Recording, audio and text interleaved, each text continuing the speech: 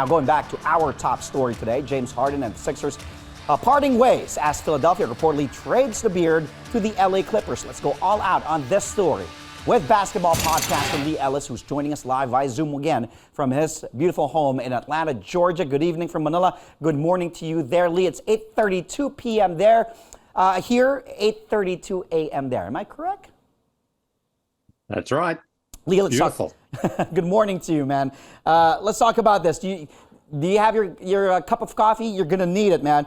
We're going to talk about this this hoopla. James Harden finally gets his wish after going viral, calling out Daryl Morey as a liar. And now he's been, well, according to reports of Adrian Wojnarowski, have been traded. And usually when Woj reports, it's official. It's usually official as we take a look here at the reported LA Clippers Philadelphia 76ers trade. Harden, Tucker, Petrusev goes to the Clips as the Sixers get Batum, Morris, Covington, Kenyon Martin Jr., and multiple draft picks. Your thoughts on this trade when you woke up this morning and saw it on social media? Well, I guess it wasn't a super shock that he got there because we hadn't seen him play, of course, this season for Philadelphia. And Terrence Mann, ironically, had been sort of held out from the Clippers. So I think a lot of people assumed they were working on a deal. Now, Mann doesn't actually go to Philadelphia in this scenario, but certainly he was considered to be one of the features or one of the pieces coming back here. But look, for James Harden, I mean, he gets his wish again. It feels like this is happening now almost every season. You know, he wanted his way out of Houston. He gets to go to Brooklyn. He gets to play with Kevin Durant. He gets to play with Kyrie Irving. He's not happy there. He pouts his way out of Brooklyn. He goes to Philadelphia and he gets to play with last season's MVP in Joel Embiid. And he's still not happy. So now he gets to go to Los Angeles to play with the Clippers, to play with a former MVP and teammate Russell Westbrook. He's going now to play with Paul George and Kawhi Leonard. You know, star talent, star players. If this doesn't keep him happy and make him happy, then there really is no future for him in the league. I mean, he's still a very good player. We know that, certainly during the regular season. But come playoff time, James Harden simply doesn't step up. So I'm just not sure that if I'm the Clippers right now, this is what they needed. Certainly for Philadelphia, the way they started the season and the way that Tyrese Maxey has been playing, I think they like, you know what, we don't need James Harden back on this team. Yeah. Tyrese Maxey has really shown through 3 games, he is going to be the guy who's going to be the number 2 to Joel Embiid's number 1. So they now get a bunch of role players and some contracts in return in Batum and Covington and those sort of guys. And I think if you're Philadelphia right now, you're like, this is actually not too bad. We got rid of Harden. We got some decent role players in return. And the way that Tyrese Maxey, as I said, has stepped up, this is a pretty good, return here for James Harden, who didn't want to be there. And again, last season in the playoffs, we saw he had a fantastic chance to sort of put to bed that reputation of being a playoff dud against the Boston Celtics, and he couldn't do it. So I think if you're Philadelphia, you're pretty happy this morning. Well, before I ask you who won the trade, let's break it down some more. So, the beard, James Harden, as we all know, of course, a former MVP, has been teammates with Westbrook before, and a couple of times too, in OKC, in Houston. He hasn't been teammates with Kawhi, Paul George, but looking at the lineup, you have a very good coach in Ty Lue. This is actually a very deep lineup. You have, of course, Kawhi, you have Paul George, you still have Westbrook there, you have Zubac in the middle. So when it comes to starters, I'm assuming Harden will probably slip to what Robert Covington is leaving at the 3 spot. Then you got Bones Highland, you got Norman Powell, you got Plumlee, Batum's gone, Martin's part of the trade. What do you think? Like, does this trade automatically? We know how strong the West is with the defending champs. The Nuggets are there. Golden State, always a contender. Phoenix with their 3-headed monster, although we haven't seen them play yet officially in the regular season. You have the Lakers. You have a very deep, stacked Western Conference. Do you automatically see the Clips going to, 1, 2, or probably overtaking the Nuggets, or that's going too far? What do you think? I don't think anyone should be scared of the Clippers. I mean, on paper, yes, enormous amounts of talent there. Two-way players in Paul George and Kawhi Leonard. Star talent. But it's just got to come together on the floor. And again, we've seen James Harden. He's played with Chris Paul. He's played with Dwight Howard. He's played with Joel Embiid. He's played with Kevin Durant. He's never happy. So now he's going to a situation where we've already seen on this Clippers team since Paul George and Kawhi Leonard got together, not great chemistry. And now you bring in another guy who's like, he needs the ball in his hands. He's going to want to be the point guard on that team. He's going to want to be starting. He's still going to be getting his shots. I just don't really think that anyone should be worried about this team because there's only one ball and there's 4 Hall of Fame players who are going to be out on the court all at once. And they just haven't shown a great history of really being able to work together and share the ball around. Now, I think if you keep Russell Westbrook coming off the bench, I think that's a great plan for Ty Lue. But James Harden, if he goes there and they say, hey, we want you to come off the bench, he's not going to be happy. He's going to pout his way out of Los Angeles there as well. To be traded again. This is, again, it's you look at the names and the roster and you think, man, these guys have got more talent and more depth than anyone else. Mm-hmm. But as we've seen from the Denver Nuggets, who have again started off this season, their defense season, incredibly well, it's not necessarily about how much talent you have, it's how well that talent works together. And this Clippers team, to think that they're all going to get it all together and even stay on the floor and stay healthy, and then all of a sudden go from, really struggling even just to make the playoffs to go and winning the championship or to put a team like Denver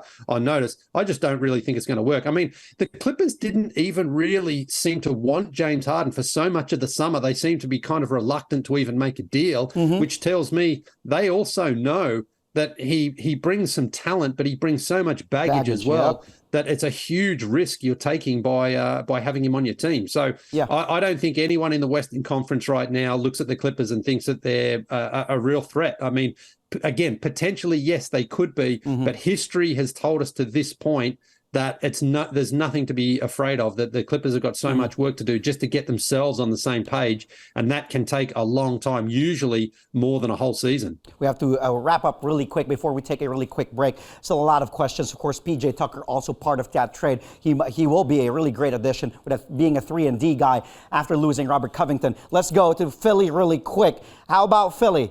Of course, they've been rolling so far, as you said, with Maxey balling out. Yesterday against the Trailblazers, Maxey had 26 points, 10 boards, 4 assists. Joel Embiid doing Joel Embiid things, 35 and 15 and 7 last night. Tobias Harris also contributing. So with the pieces they added, where do you see Philly now? With, of course, the East, we talk about the Celtics, we talk about the Bucks, but where do you see Philly now in the echelon of things in the Eastern Conference?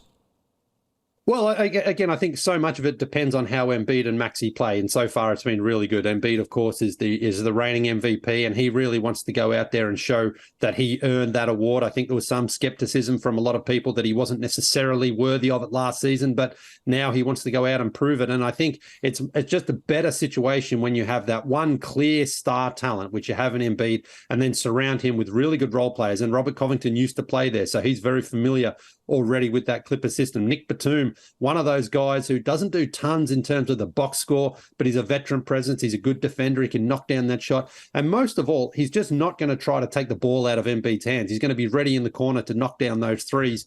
And I think that's really what Embiid needs right now. Again, you need, if you look at the Nuggets, they've got their clear talent there in Jokic, and then you've got Jamal Murray, then you've got Michael Porter, you've got these role players around him. That's what I think is better for Philadelphia, and it just cleans out their locker room from what James Harden brought there, where I just don't think it was the right fit. So if I'm Philadelphia, I think this is a very, very good deal. They get some good players. They get a couple of pick swaps and things down the road as well. But also they get Marcus Morris, another good vet who just can hit those shots when they need to, bring some toughness, bring some defense. They lose PJ Tucker, but I think it's one of those things where if you get Morris in return, it's not a bad deal. So Philadelphia, I think, win this deal. I think they just clean out their locker room of the trouble from Harden. And now going forward, they have clear direction through Embiid and Maxey. Well, adding Batum, Morris, Covington, those are 3-point shooters. There's still a lot of talk about Lee. We'll talk about the ongoing season. Out of all the players that are now in new teams, who have impressed you the most? Is it Kristaps Porzingis in Boston, CP3 and just W, Marcus Smart in Memphis, and a lot more? Stay where you are. How we're going to talk about how well do they fit with their new teams. Of course, we're still talking to podcaster Leigh Ellis here on his show today. Guest tonight, basketball podcaster, Mr. International Pickup Tour, Leigh Ellis. Leigh, let's talk about the ongoing season now in the NBA. Of course, just a couple of games in, 3 games in to be exact. And the new players on their new teams, you got Kristaps Porzingis in Boston, CP3 in Golden State, Jordan Poole with Washington, Grant Williams with the Mavs, Marcus Smart with Memphis, Max Strus with Cleveland, Damian Lillard in Milwaukee, and a lot more. So who impressed you the most so far? I think it has to be Kristaps Porzingis in Boston. I was really surprised the Celtics made that move that cost them Marcus Smart. I thought Marcus Smart was the sort of heart and soul of that team, and they got a guy who's a little bit inconsistent and also had a lot of injuries throughout his career. And instead they make that trade. They sign him to a contract extension. And so far, it's definitely working out there for Brad Stevens and Joe Mazzulla. And I think, Brad Stevens deserves a lot of credit for making that deal, because Porzingis has got a lot of talent and he does play both ends of the floor. And what they saw in him, I think, is an opportunity to really open the floor up for Brown and Tatum and give them some perimeter shooting. And he's done that so far. And he's also been playing defense. So if he can stay on the floor, this really does change things for the Boston Celtics, because I think one of the reasons why they came up short a little bit last season was they just didn't have too much variety in their offense. It was all Tatum and Brown. Yep. And now they get a guy who really does spread the floor and open it up. So, someone like me, I thought when he was in New York, Porzingis, I thought this guy's a super talent. Things didn't really work out for him in Dallas. Once you go to Washington, that's almost like, just going to a graveyard for your NBA career. No one really cares. No one pays attention. The Celtics obviously were, and they've gone and gone out, made the deal, and he's been very, very good for them. Very, very early, of course, only 3 games in. But so far, I think you're seeing a lot of promise with that acquisition.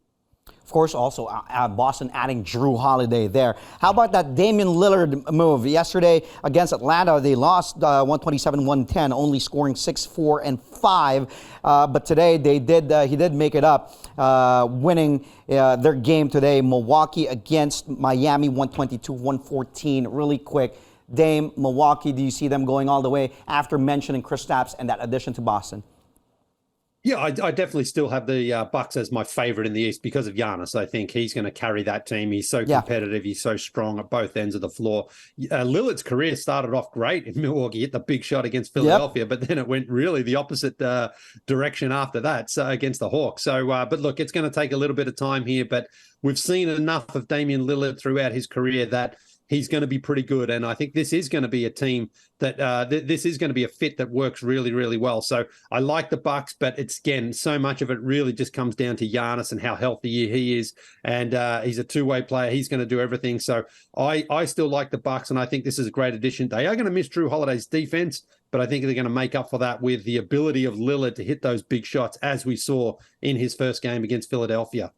Well, Leigh, I wish we had more time. Next time, buddy, we'll be talking to you again soon. Thank you for your time. Have a great day. Good morning again to you.